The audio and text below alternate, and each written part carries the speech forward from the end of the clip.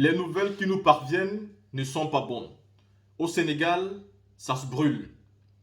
Le peuple en a marre et le peuple est sorti massivement pour exprimer son mécontentement. Ousmane Sonko est placé sous mandat de dépôt. Son parti politique vient d'être dissous.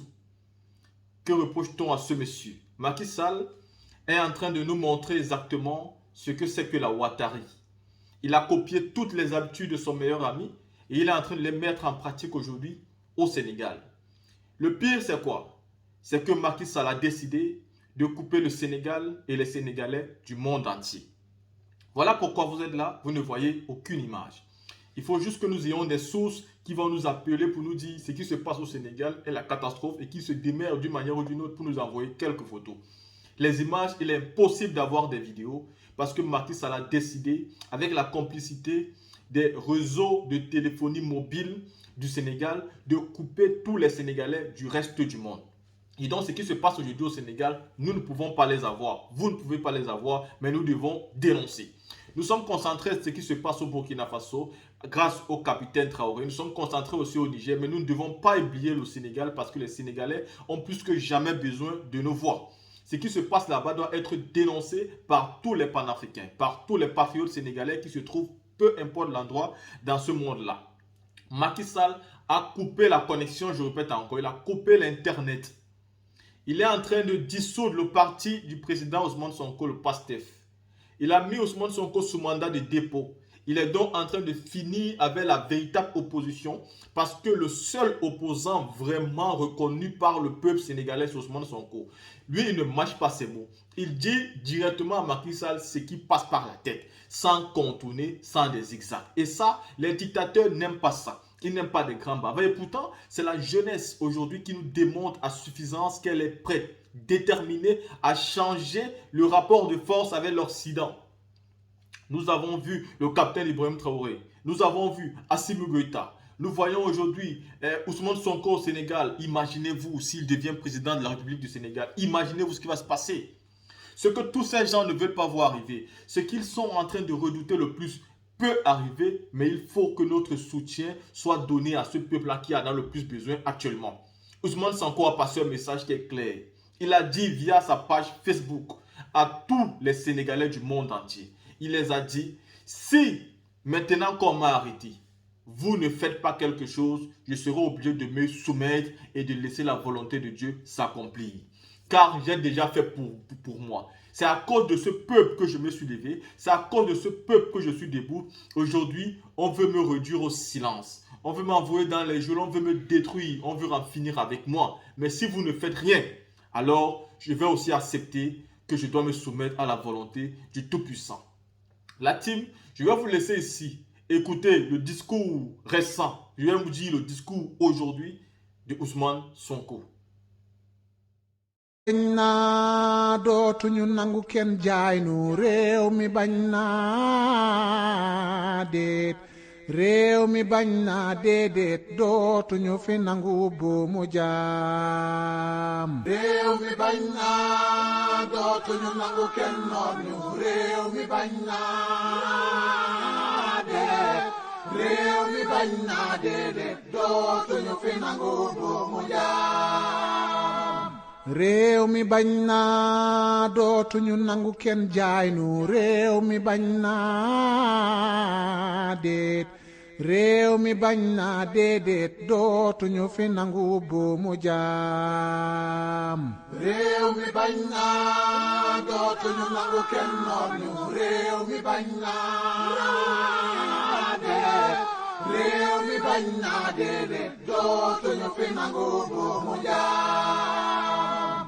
réew mi bañ naa dootuñu nangu kenn jaay nu réew mi bañ naa déet réew mi bañ naa déedéet dootuñu fi nangu buumu jaam réew mi bañ naa dootuñu nangu kenn noot ñu réew mi bañ naa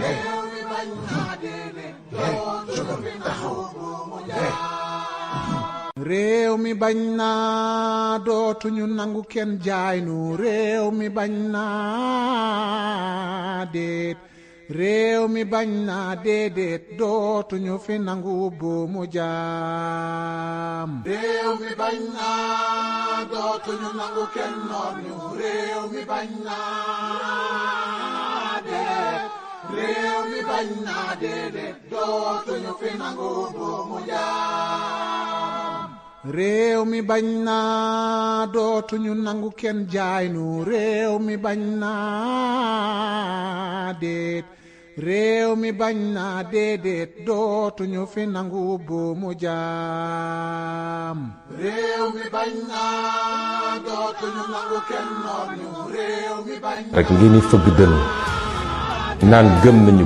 te duma leen nattu duma testé ba xam ndax yéen gëm-gëm mi ngi ci yéen noonu ma ko defe woon ñi leen jiitu nga xam dama leen doon nattu ba xam kan mooy wax dëgg ak kan mooy wax safaan wa nattu googu nag buñ ko jàpp rek ci wàllu imaan pas-pas ci diine mais yéen ñi ma bokkal projet bi yàlla ak ñuy nattu ba xam ndax li ñuy woote ci projet bi dëgg la ci ñun wala du dëgg la ci yàlla jublu mooy gën a peese suñuy mbagg ba xam ndax li ñu bëgg a yóotu attan nañ ko ñu de dund nañ ci ñetti at yi loo xam ne gaw ma ni am na homme politique Sénégal bu ko mës a dund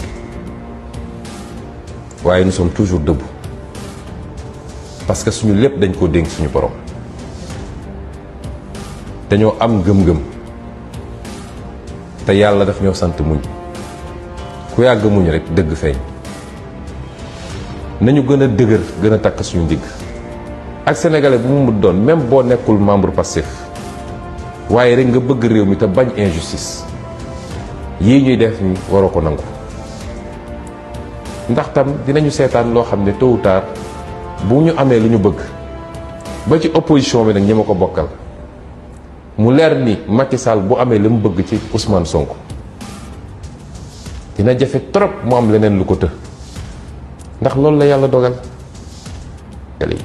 ànd na ak Ousmane Sonko ànd ma ak moom amul solo mais ku seetaan lu dul dëgg ba mu raw buñ ci paree ci fi gën a dëgër buy dal sa kaw dina la bett te doo ci mën dara réew mi justice lañ fi bëgg réew mi jàmm lañ fi bëgg te justice mooy andi jàmm réew mi tolloole nit ñi lañ fi bëgg réew mi bañ bàyyi di jël li nga xam ne dénk nañ la ko ci doole nguur di ko dalee ci kaw nit ñi loolu dañoo bëgg mu jóge fi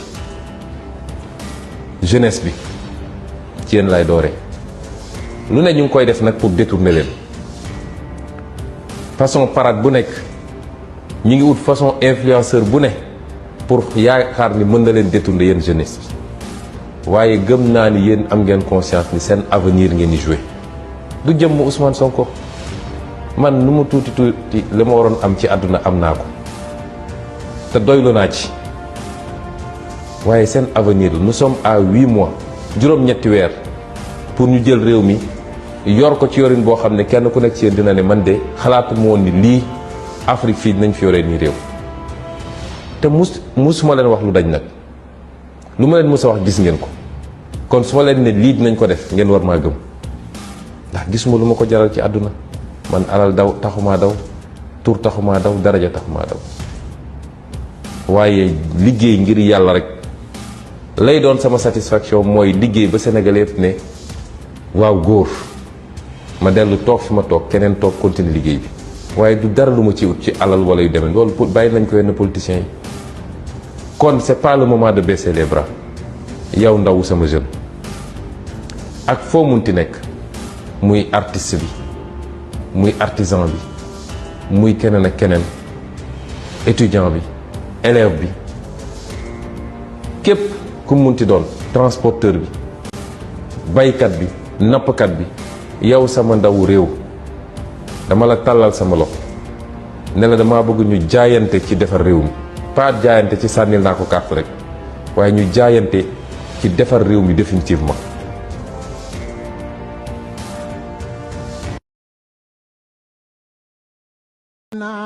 naa déet réew mi bañ naa déedéet dootuñu fi nangu buumu jaam réew mi bañ naa dootuñu nangu kenn noonu réew jógal taxaw